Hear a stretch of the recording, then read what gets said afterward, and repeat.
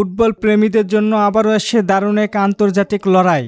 দক্ষিণ আমেরিকার 5 বারের বিশ্ব চ্যাম্পিয়ন ব্রাজিল মুখোমুখি হবে এশিয়া ওশেনিয়া অঞ্চলের শক্তিশালী দল অস্ট্রেলিয়ার বিপক্ষে। ম্যাচ দুইটি অনুষ্ঠিত হবে আগামী সেপ্টেম্বরে ফিফা আন্তর্জাতিক উইন্ডোতে।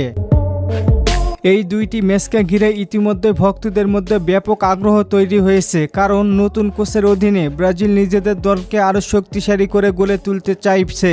আজকের ভিডিওতে আমরা জানব ম্যাচের সময়সূচি, কেন এই ম্যাচ দুটি অনেক গুরুত্বপূর্ণ। বিশ্বকাপের প্রস্তুতির অংশ হিসেবে ব্রাজিল এখন প্রতিটি আন্তর্জাতিক ম্যাচকে খুব গুরুত্ব দিয়ে দেখছে। কোচের অধীনে দলটি ধীরে ধীরে একটি স্থায়ী একাদশ তৈরি করার চেষ্টা করবে। তরুণ এবং অভিজ্ঞ খেলোয়াড়দের সমন্বয়কে একটি ভারসাম্য দল গঠনের চেষ্টায় আছে সবাই। এই ম্যাচে কোনো নতুন কিছু খেলোয়াড়কে সুযোগ দিতে পারেন, একই সঙ্গে নিয়মিত তারকারাও নিজেদের অবস্থান আরও শক্ত করতে চাইবেন। ফলে প্রতিটি পজিশনে থাকবে তীব্র প্রতিযোগিতা।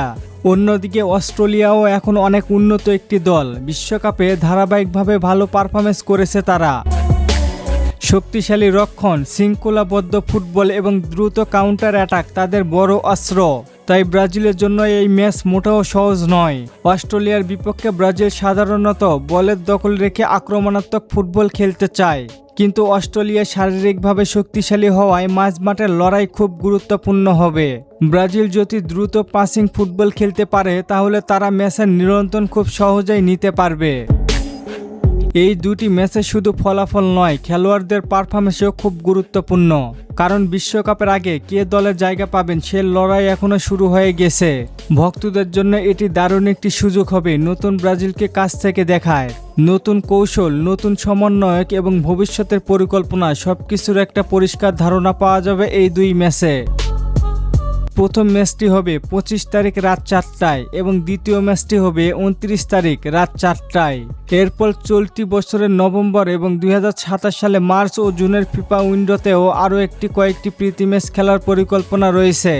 বিশ্বকাপ বাছাই পর্ব শুরু হওয়ার আগে আগামী বছর ইউরোপের শক্তিশালী দলগুলোর বিপক্ষে ম্যাচ আয়োজন করতে চায় সিবিএফ। আপনার মতে এই দুই ম্যাচে ব্রাজিল কি জিততে পারবে? আর কোন খেলোয়াড়ের পারফরমেন্স দেখার জন্য আপনি সবচেয়ে বেশি অপেক্ষা করেছেন? জানিয়ে দিন আপনার মূল্যবান মতামত। আর ফুটবলকে নিয়ে নতুন কোনো প্রশ্ন থাকলে করতে পারেন, পরবর্তী ভিডিওতে রিপ্লাই করব। ধন্যবাদ।